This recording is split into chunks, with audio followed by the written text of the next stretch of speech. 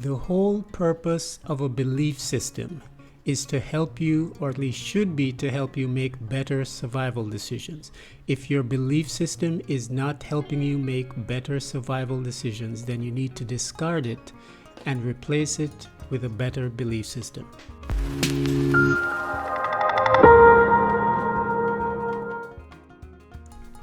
Now, by belief system, I'm not referring to your religious beliefs. I'm referring to the sum total of everything that you believe about the universe, about life, about yourself, and your place in the world. So that includes your religious beliefs, it includes your education, it includes the news reports that you watch. Everything that you consume shapes your belief system. So if that belief system is not helping you to make better survival decisions, think about it. There are certain things you need in order to survive on this planet, on this plane. And if the things you're consuming regularly, if your education system, all the years that you spend in school, if the books you're reading, if the news reports you're watching daily, if they are not helping you to make better survival decisions, then they're doing you a disservice, and you're doing yourself a disservice by spending an inordinate amount of time letting them into your mind and influencing your perception of yourself, your perception of others, your perception of the world, and your place in it. You should be making better survival decisions to generate income if that's necessary for survival, to live longer, to live healthier, to eat better. So the things that you consume all become part of your belief system, and it's important that it serves the right purpose. Now, the reason I mention this is because if you're going to live a natural life in an unnatural world, it's important to have a certain set of beliefs that can help guide you through that process and help make you make better decisions when it comes to your diet, when it comes to your health. So I'm going to share with you 7 immutable truths, 7 immutable laws to help you live a perfect life, perfect health, long life, and the fountain of youth, to help you live a natural life in an unnatural world, to keep you healthy. So, number 1, let me ask you a question. Do you believe that nature is perfect, or do you believe nature is flawed?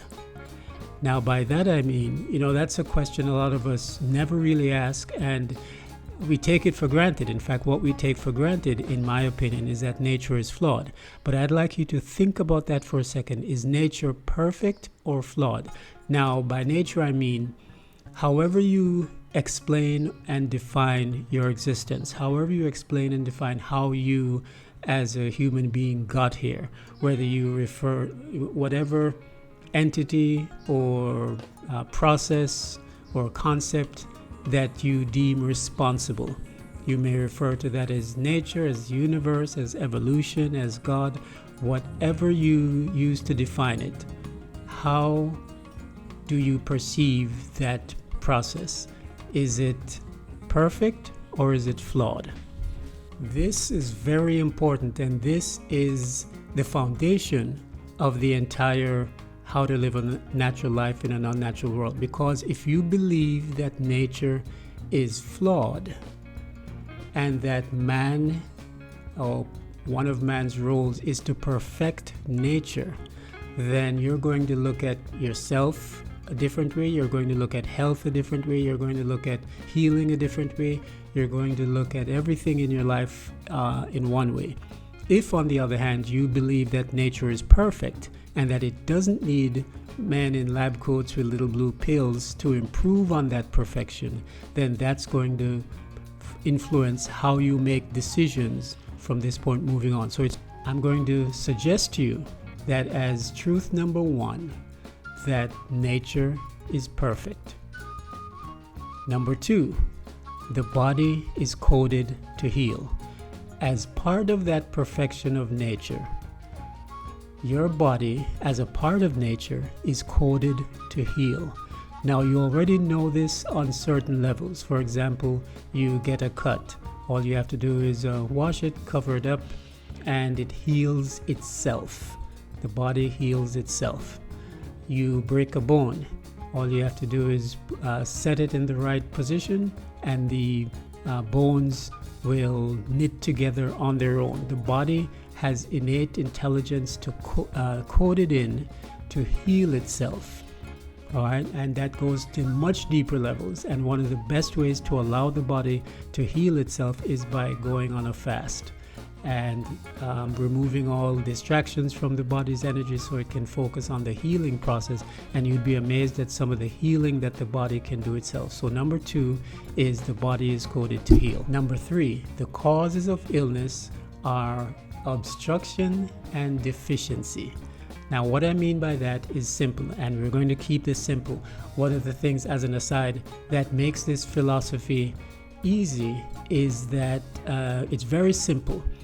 You know, if whatever entity I said, or whatever process you believe is responsible for the existence of plants and animals and humans and, you know, nature, was creating this, would they make it difficult so that you needed a PhD to understand it and to navigate it, or would it be simple for everyone to understand?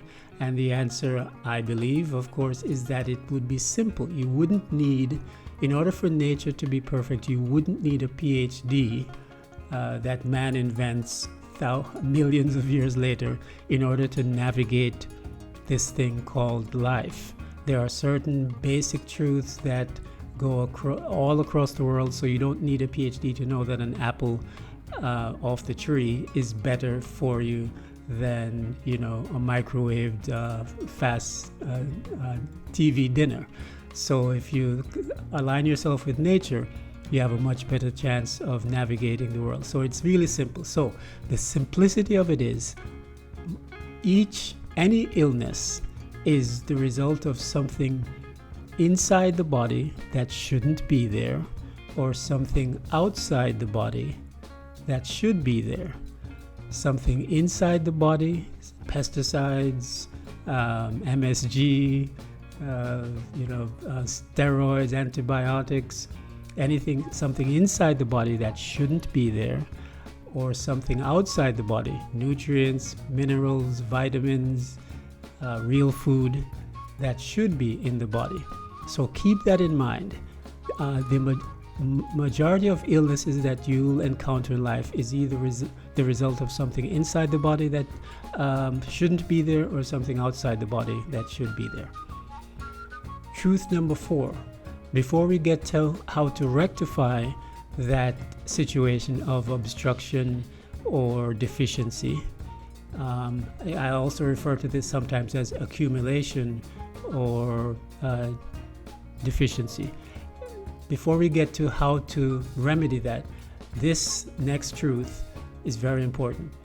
Vitality equals power, potential power, minus obstruction.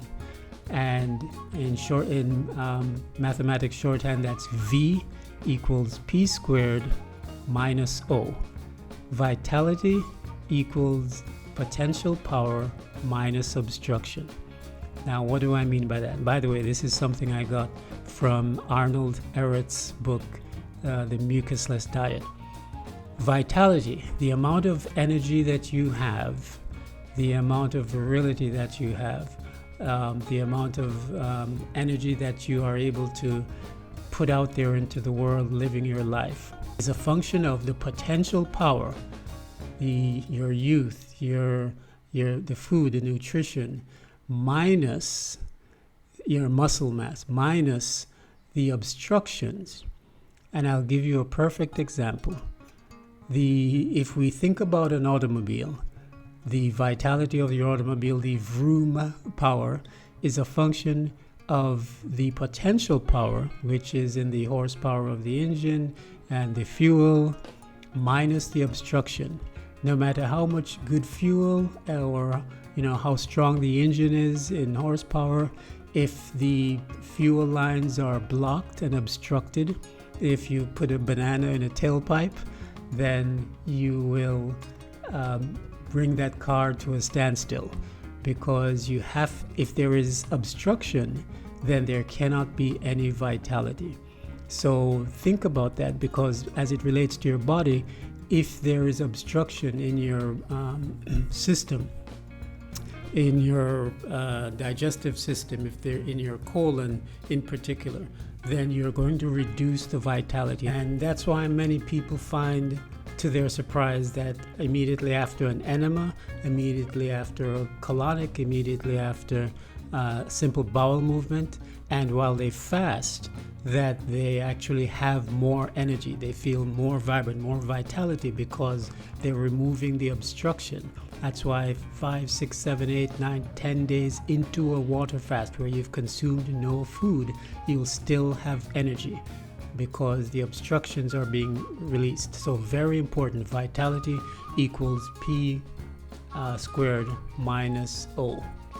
Now, in Truth 3, we discussed that the cause of illness is obstruction and deficiency. So how do you cure that? You cure that by eating real food. One of the ways that you put what's outside, what that should be in the body, into the body, is by eating real food. And there's a definition of real food. Just because something can be chewed and digested and swallowed and digested and released doesn't make it food. All right, just because you can eat something, swallow it, and feel good doesn't mean it's food. My definition of food is unmodified, raw, enzyme-rich fruits, nuts, seeds, and vegetables in as close to their natural state as possible. And in another video, I'll discuss the famous carrot conversation to show you the difference between live food and dead food. But that's one of the ways. So you address the issue of deficiency by making sure you're eating good food, real food, not processed food. And then you address the accumulation and the blockage and the obstruction by making sure that you're doing things to increase the flow, to eliminate, to detox. So that's a lot of what we'll be going into, are the different ways that you can help cleanse the system, keep the cells of the body clean. And you can do enemas, you can do detoxes, you can do colonics, you can do fasting. So there are lots of ways to make sure that you remove the obstructions and stay healthy. Number 6, to the degree that you're able to do the above, the cleansing, the good eating and the cleansing, you'll be able to prove that a clean cell never dies. There was an experiment that I'll reference in the description that talks about the fact that a scientist was able to keep cells, chicken cells, I think it was chicken liver cells alive for almost an indefinite period of time by simply removing waste on a regular basis. A clean cell never dies. That's the underlying goal, the philosophy, is to keep our cells and our bodies as clean and as free of toxins and germs and parasites as possible, to help them live as long as possible. And then finally, truth number 7, you are your own authority. You don't need the 6 o'clock news to tell you whether it's good or bad to eat meat. You don't need a PhD to decide whether it's better to eat an apple for a snack rather than a happy meal. You are your own authority.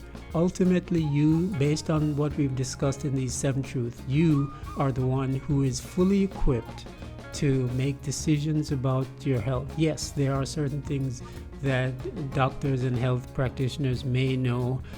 You may be interested in getting their opinions on certain things, but a lot of what constitutes daily living, just the daily living of what you should eat, you are your own authority. So for example, I know people who will stop eating eggs because they've read in they've heard on the news that eating eggs has too much cholesterol, and so they stop eating eggs, or at least cut it down. And then the next month, because of which council or which conglomerate is sponsoring the news, then the reports say that eggs are good for you, and then they'll start eating eggs again. You don't have to go through that roller coaster. You don't have to go through those ups and downs. No matter how many reports say that eating, blood red meat from a diseased cow or, with antibiotics and steroids is good, I have already made that decision because I am my own authority. I already proved for myself that I feel much better and that I'm healthier and stronger and my eyes are brighter, and when I don't eat meat, it doesn't matter at all what the 6 o'clock news says from one day to the next. I am my own authority. I've made that decision. So ultimately, I'd like people to be feel more empowered about making those decisions without relying on outside sources that more than likely have their own agendas to manipulate your spending, to give the advice that they do. So the goal of all of this is to empower you to be your own authority. So that's the truth. But until you are equipped with the right belief system to make those decisions for yourself, you may be at a disadvantage. This is an introduction to the 7 immutable truths of living a natural life in an unnatural world. Hope you enjoyed it. Leave your comments and your thoughts on even more rules, more truth that you think should be added, and I'll see you in the next video.